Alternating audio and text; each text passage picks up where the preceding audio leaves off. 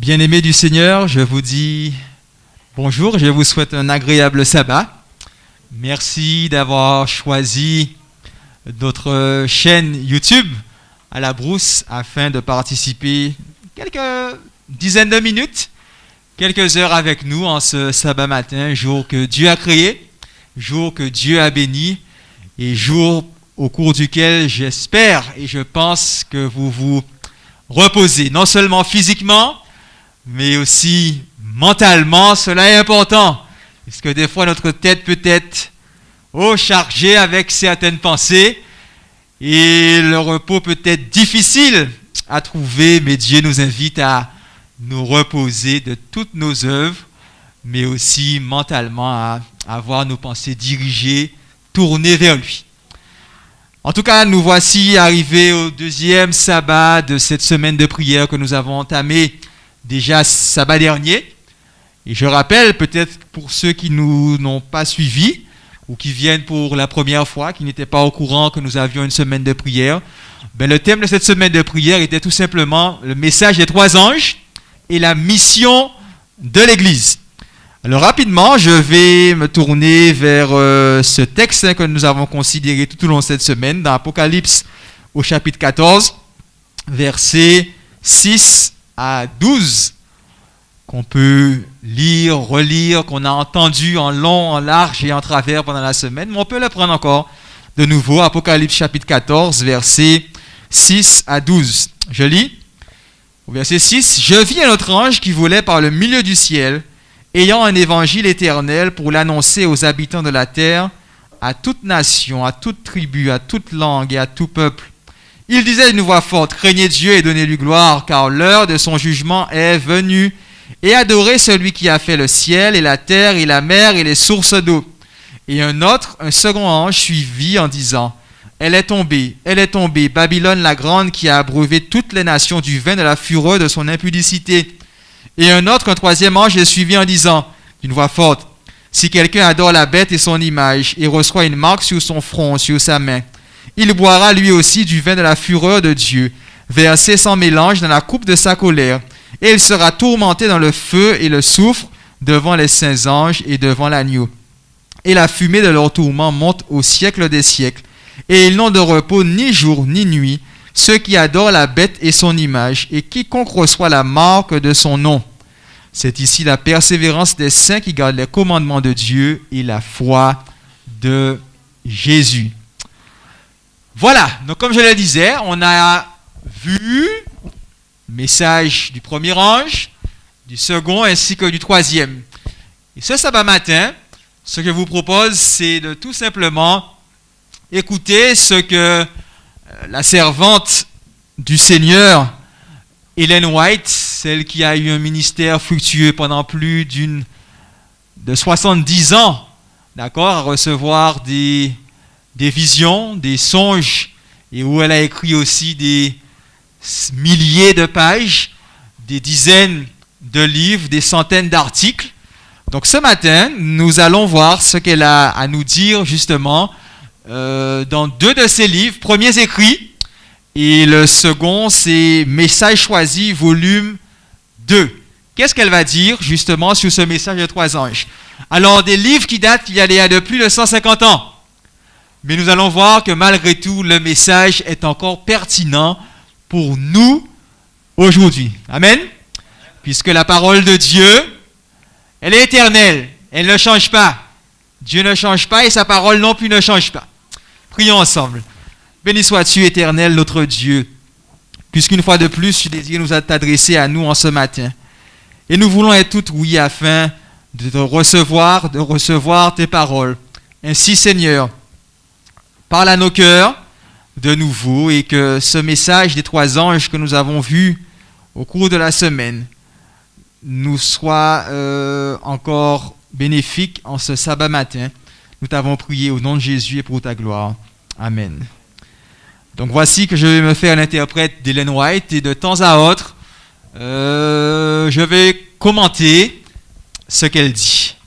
Donc nous parlons du message des trois hommes. Elle dit, « J'ai vu un groupe de gens qui se tenaient fermement sur leur garde et ne prêtaient aucune attention à ceux qui cherchaient à ébranler la foi établie de l'ensemble. Le Seigneur les regardait d'un œil approbateur. Certainement, il s'agissait de vous, n'est-ce pas? Ne prêtant aucune attention à ce qu'autour de vous, les autres pourraient vous dire, pourraient penser de votre foi, de vos croyances, mais vous savez, là où vous allez, vous avez un but et vous marchez sur ce chemin étroit, resserré, rocailleux. Amen. Il me fut montré 3 marches qui conduisaient à une plateforme et représentaient les 3 messages, du premier, du second ainsi que du 3e ange. L'ange qui m'accompagnait me dit « Malheur à celui qui retranchera la plus minime partie de ces messages. Leur véritable signification est d'une importance vitale.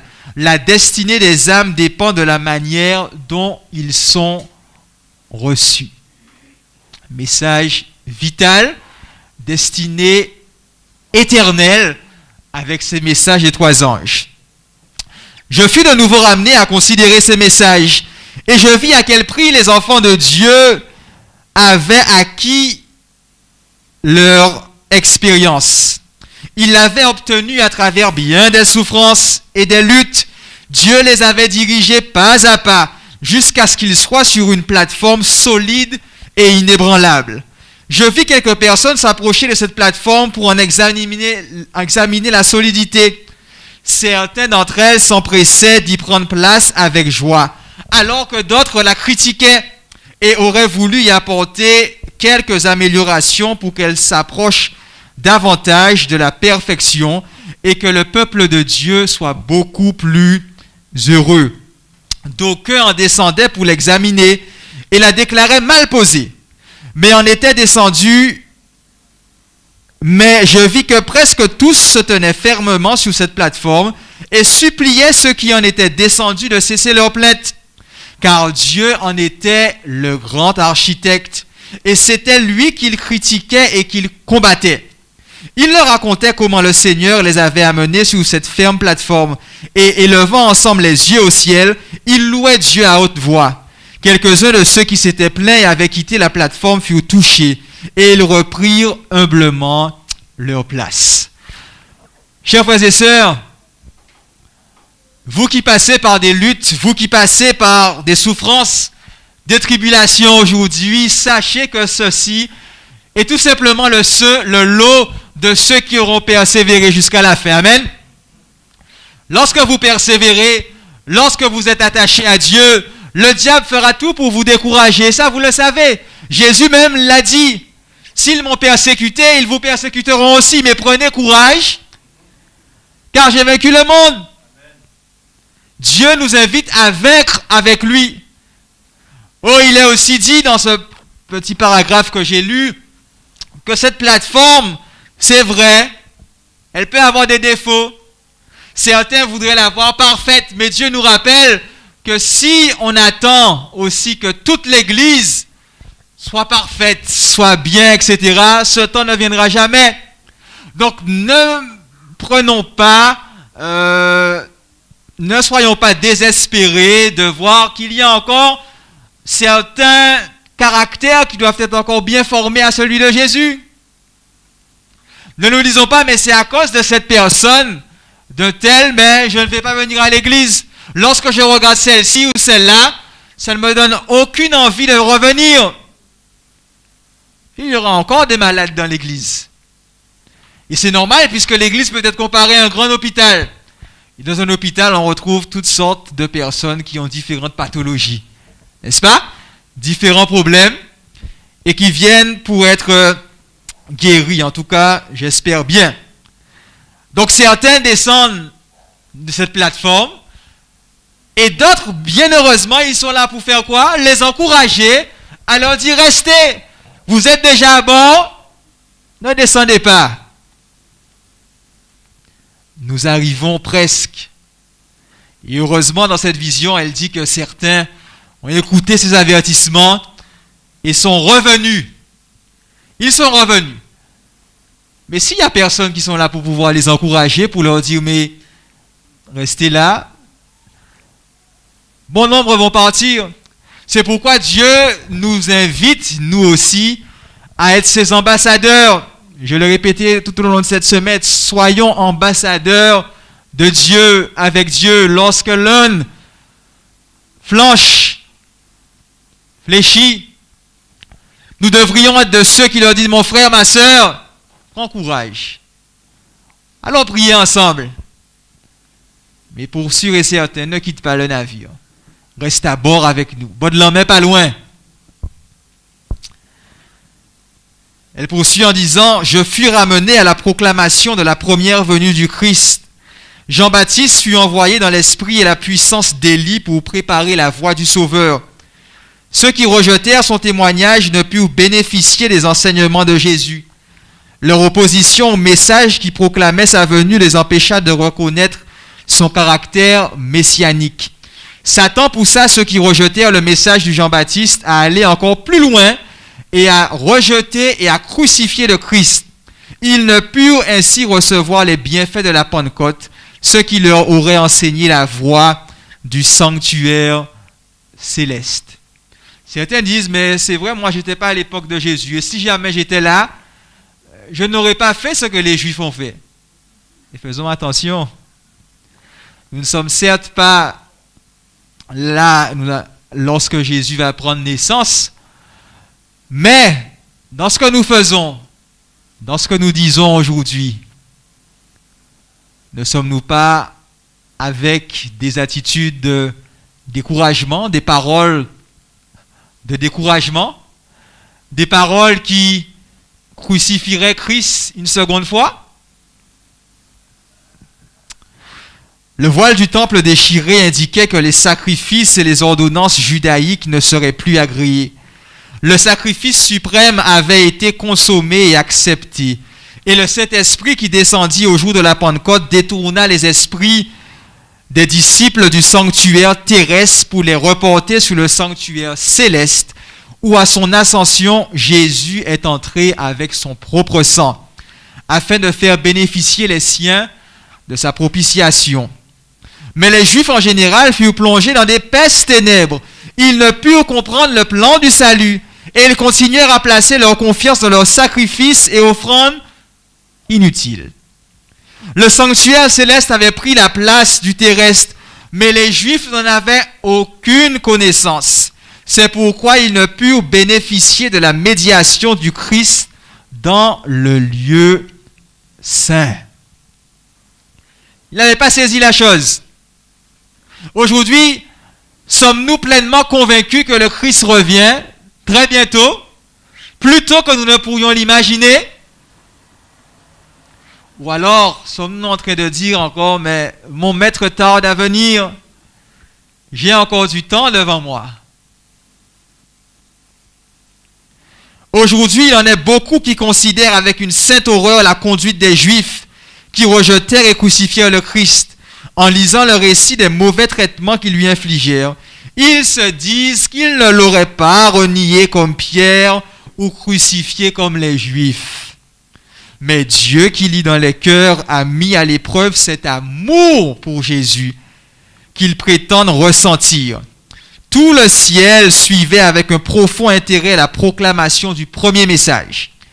Beaucoup de ceux qui disaient avoir tant d'amour pour Jésus et qui versaient des larmes en lisant le récit de la crucifixion se moquèrent de la bonne nouvelle de son retour. Wow! Au lieu de recevoir ce message avec joie, ils prétendirent que c'était une erreur. Ils haïrent ceux qui aimaient son apparition et les chassèrent des églises. Ceux qui rejetèrent le premier message ne purent jouir des bénédictions du second, ni profiter du cri de minuit qui devait les préparer à pénétrer par la foi avec Jésus dans le lieu très saint du sanctuaire céleste. En rejetant les deux premiers messages, ils ont obscurci leur intelligence de telle manière qu'ils ne purent reconnaître aucune lumière dans le message du troisième ange qui indique le chemin du lieu très saint. Et là, rappelons-nous, je suis en train de lire dans Premiers Écrits, donc comme j'ai dit il y a de cela à peu près 150 ans, au début même de l'adventisme.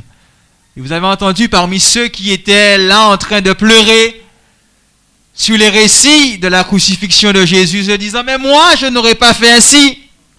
Je n'aurais pas renié Pierre, comme Pierre a renié son maître. Ok? Mais lorsque Dieu va mettre à l'épreuve leur amour pour sa parole, leur amour pour ses commandements, eh bien là, l'épreuve va montrer qu'il n'y avait rien de sincère. C'est vrai, on n'a pas les mêmes épreuves que les autres, mais Dieu nous met aussi à l'épreuve parfois. Et est-ce que nous avons du succès? Ou alors échouons-nous lamentablement sans nous en rendre compte? Dans des petites choses parfois. Et là, ça a été dans l'acceptation du message de ces 3 anges. Avec ceux qui ont dit, mais le message du premier ange, ce n'est que folie. Donc le deuxième, eh bien, on ne va pas l'accepter encore, et à plus forte raison le troisième. Qu'est-ce qui s'est passé pour certains? Je vis que comme les Juifs avaient crucifié Jésus, les églises en général avaient repoussé ces messages. C'est pourquoi elles n'ont aucune connaissance du chemin qui conduit au lieu très saint et ne peuvent bénéficier de l'intercession que Jésus y exerce. À l'instar des Juifs qui offraient leurs sacrifices inutiles, elles adressent leurs vaines prières au lieu que Jésus a quitté. Satan, jouissant de leurs erreurs, se fait religieux et attire à lui ces chrétiens de profession. Il opère des signes et des miracles mensongers afin de les attirer dans ses filets. Les uns sont séduits d'une manière, les autres différemment, car il a préparé diverses tromperies pour affecter les différents esprits. D'aucuns considèrent avec horreur une séduction, tandis qu'ils en adoptent d'autres aussi dangereuses. Quelques-uns sont séduits par le spiritisme.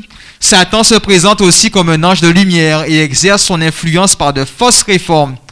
Les églises s'en réjouissent et s'imaginent que Dieu agit merveilleusement pour elles, alors que c'est l'œuvre d'un autre esprit qui se manifeste. L'excitation s'évanouit bientôt, et l'Église et le monde sont alors dans une condition pire qu'auparavant. J'ai vu que Dieu avait parmi les adventistes de nom et dans les différentes églises déchues des enfants fidèles. Amen. Aussi, avant que le fléau soit versé, des pasteurs et des laïcs seront appelés à sortir de ces églises et accepteront la vérité avec joie. Satan ne l'ignore pas, et avant que le grand cri se soit fait entendre, il produit un bouleversement dans ces communautés religieuses, afin de faire croire à ceux qui ont rejeté la vérité que Dieu est avec eux. Il espère tromper ainsi les âmes sincères et arriver à leur faire croire que Dieu est encore à l'œuvre en faveur de ces églises. Mais la lumière se fera, et tous ceux qui sont sincères quitteront les églises déchues pour se joindre au reste des enfants de Dieu. Donc il y a beaucoup qui sont dans différentes dénominations, communautés, mais à un moment donné, Dieu va les appeler à en sortir pour rejoindre sa véritable église. Mais en même temps, Ellen White déclare aussi que Dieu préserve et laisse certaines personnes là où elles sont pour le moment, parce que quoi?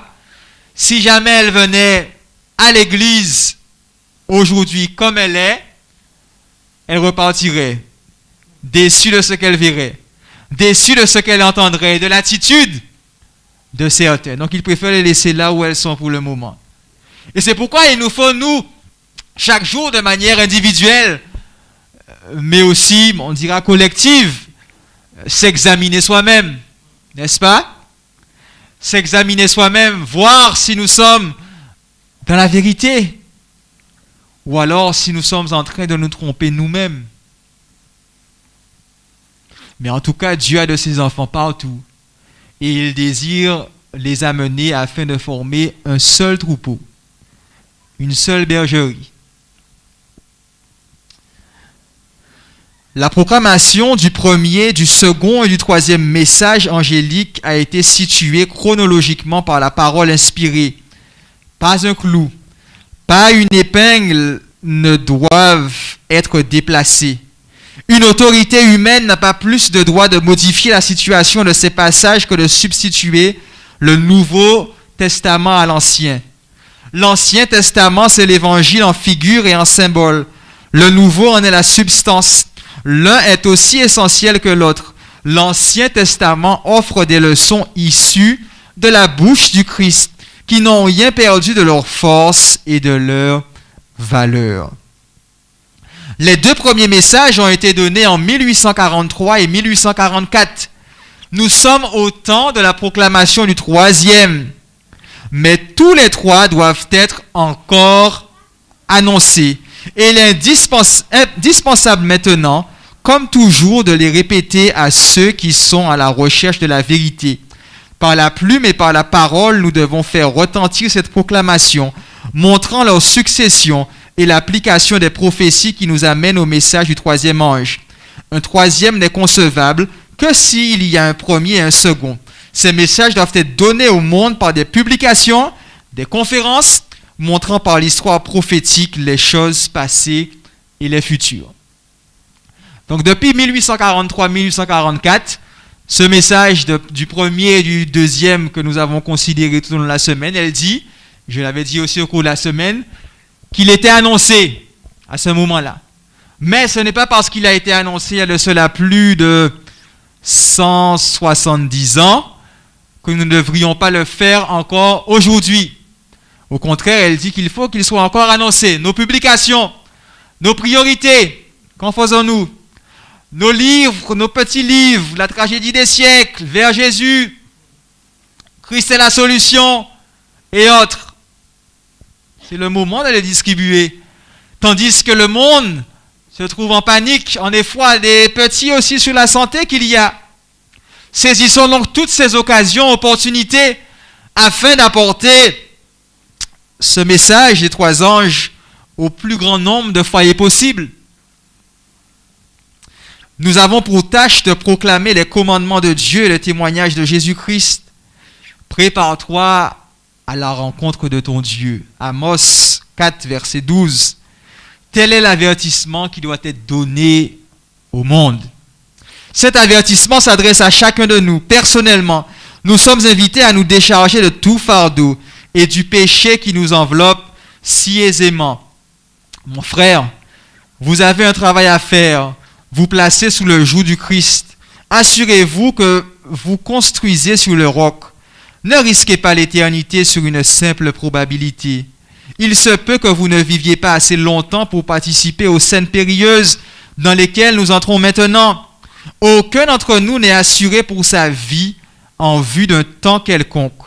Ne devriez-vous pas veiller à chaque instant? Ne devriez-vous pas vous examiner sérieusement en vous demandant « Que sera pour moi l'éternité ?» La grande préoccupation de chacun devrait être « Mon cœur a-t-il été renouvelé? Mon âme a-t-elle été transformée? Le pardon de mes péchés m'a-t-il été assuré par ma foi en Christ? Suis-je né de nouveau? Ai-je répondu à l'invitation « Venez à moi, vous tous qui êtes fatigués et chargés, je vous donnerai du repos » Estimez-vous toute chose une perte en comparaison de l'excellence de la connaissance du Christ Jésus? Vous sentez-vous en devoir de croire toute parole sortant de la bouche de Dieu? Telles sont quelques-unes de ces questions que nous devrions nous poser jour après jour. Le Seigneur revient très bientôt. Et les signes autour de nous nous le disent. Avant, peut-être que nous n'en voyons qu'un une fois comme cela. Mais aujourd'hui, pour ceux qui ne veulent pas comprendre, c'est de leur faute. Car il nous suffit d'ouvrir les yeux, d'ouvrir notre radio, de nous tourner vers notre téléphone portable, ces messages vidéo que nous recevons peut-être à longueur de journée, pour nous rendre compte que les choses s'accélèrent un peu plus. Jusqu'à quand? Je ne sais pas. Mais en tout cas, l'apparition du Seigneur se fera d'une manière soudaine, comme la Bible le dit. Mais à nous d'être retrouvé, d'être trouvé prêt. Et le Seigneur ne désire point que nous périssions, mais qu'au contraire, il veut que tous nous soyons sauvés. Ce matin, Dieu parle de nouveau à nos cœurs. Dieu parle de nouveau à notre esprit par son esprit. Et il nous dit, mon fils, ma fille, cher jeune, ne perds pas ton temps dans des futilités. Ne perds pas ton temps à courir à gauche, à droite, mais considère celui qui a créé les cieux, la terre, la mer et toutes choses, car il vient pour juger. Il nous dit, sors de Babylone, sors de la confusion, délaisse toutes ces choses qui ne me glorifient pas. Laisse là le vin de Babylone, ses plaisirs. Et il nous dit aussi, il nous fait cette promesse que Babylone est tombée. Il ne voudrait pas que nous puissions recevoir cette marque sur notre front ou encore sur notre main, indiquant par là que par nos actions, par notre travail, mais aussi par le fait de où notre cœur se trouve, nous sommes en train d'accepter de faux enseignements, un faux sabbat. Dieu nous dit, prends garde. Chers amis, chers frères et sœurs, que l'Esprit de Dieu convainque encore chaque jour et qu'il vous pousse à vous rapprocher un peu plus de Dieu, car j'ai la conviction qu'il reviendra et qu'il revient très bientôt. Que Dieu vous bénisse et passez une bonne fin de sabbat.